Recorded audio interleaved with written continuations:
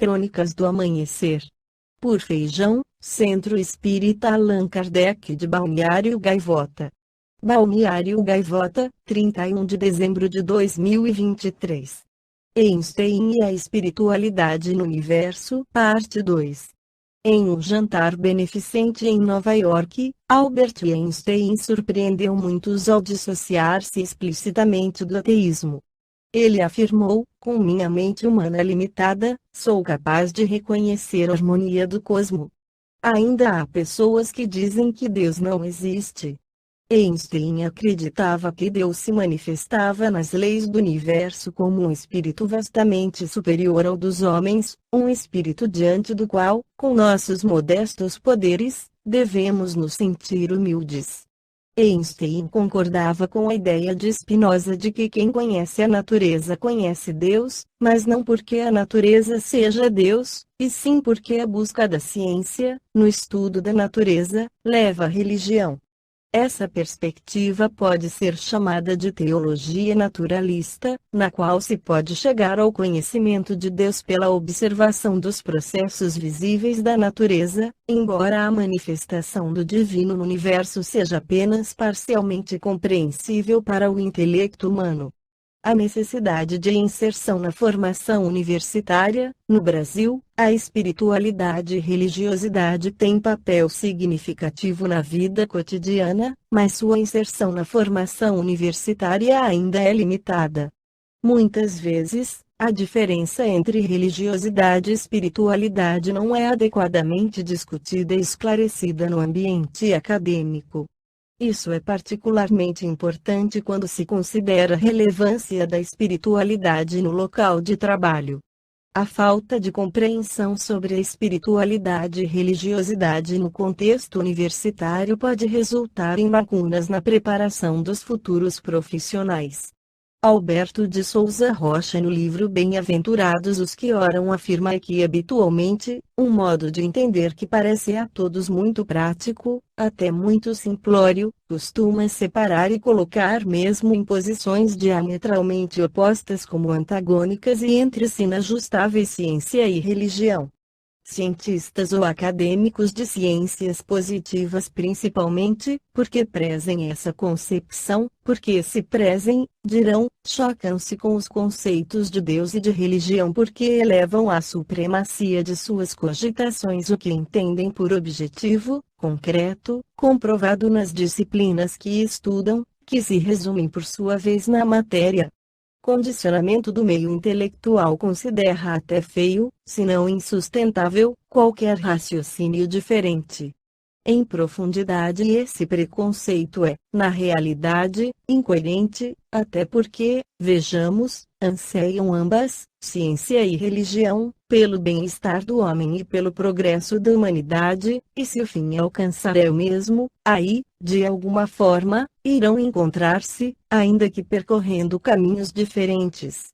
E não apenas têm o mesmo objetivo, o mesmo propósito, de certo modo, como vão ao encontro da verdade que se coloca mais ou menos distante mas cuja vertente inicial é a causa causaram, onde se encontra, dominando todos os horizontes conceituais, como num descortínio revelador, a ideia de Deus, de um Criador, queiram ou não queiram reconhecê-la.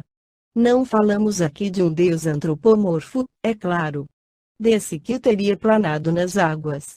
Não falamos de religião no sentido extensivo e nesse caso não propriamente de cultos e de ritos em que as crenças se manifestam. Ora, a ciência se preocupa em chegar às causas dos fenômenos e não deveria, a rigor, desconhecer a causa primeira de todos eles. A dificuldade existente é a de como fazê-lo. Removível esse obstáculo, desde que o estudioso, dispensando-se do comportamento fechado do cientificismo ortodoxo, acanhado, também se emancipe dos aspectos particulares com os quais as religiões em geral normalmente dogmatizam por espírito de sistema.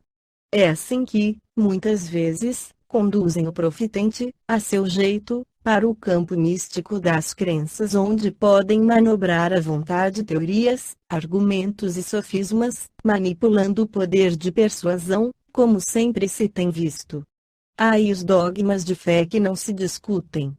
Reconheçamos, por imparcialidade, que a verdade provisória dos conceitos relativos tem sido necessária, mas o cientista, mesmo em sua posição fria, tem também condições de perceber, em tudo, que perscruta, como fez com dignidade Einstein, a presença de um determinismo regedor através de leis universais.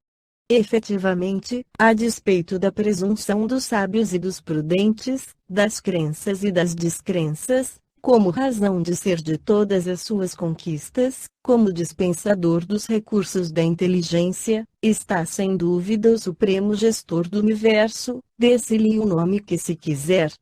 A ciência é definível como sendo o conjunto de conhecimentos sistematizados em que a inteligência se exercita, abrangendo a teoria que surge desta, da observação e da experimentação, e a sua aplicabilidade.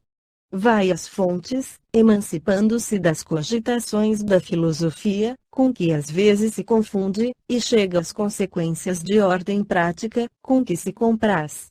Já a religião percorre as vias da intuição e do sentimento, mas não foge efetivamente, ou diremos, necessariamente da razão, pelo menos não devera fazê-lo. E tem por escudo a moral, a ciência do comportamento e dos costumes. Moral que encerra o conjunto de valores éticos do indivíduo e da sociedade, sem os quais esta se desestrutura.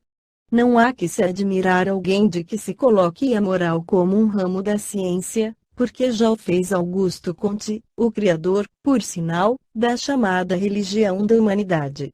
Moral, a de que falamos, aquela que se mantém íntegra através dos tempos e que chamaríamos a moral substantiva.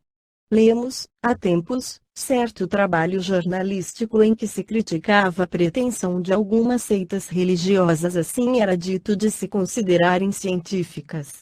Dentro dessas, certo por desconhecimento de causa, incluía o espiritismo. Naturalmente por ouvir dizer. O que acontece no caso do espiritismo não uma seita é bem diferente. Diferente de querer afirmar-se ciência autônoma ou mesmo que fosse mais uma religião entre as demais, todas respeitáveis sem dúvida alguma, ele comporta aspectos inegavelmente da esfera científica quanto filosóficos pela sua própria natureza, sem prejuízo, aí sim, das implicações que geram consequências de índole moral e francas conotações religiosas. Mas não é só isso, propõe-se a se constituir em uma ponte de aliança. Em O Evangelho segundo o Espiritismo colocou o codificador um texto intitulado Aliança da Ciência e da Religião. E explica, esse traço de união está no conhecimento das leis que regem o mundo espiritual e suas relações com o mundo corporal, leis essas tão imutáveis quanto as que regulam o movimento dos astros e a existência dos seres. Essa noção abrangente impõe-se entenda serem correspondentes às leis do mundo físico e às do universo moral. E não há nisso toda uma ciência? Feliz ano novo para você! Esta foi a crônica do amanhecer de 31 de dezembro de 2023. Por Alfredo Feijão Lopes.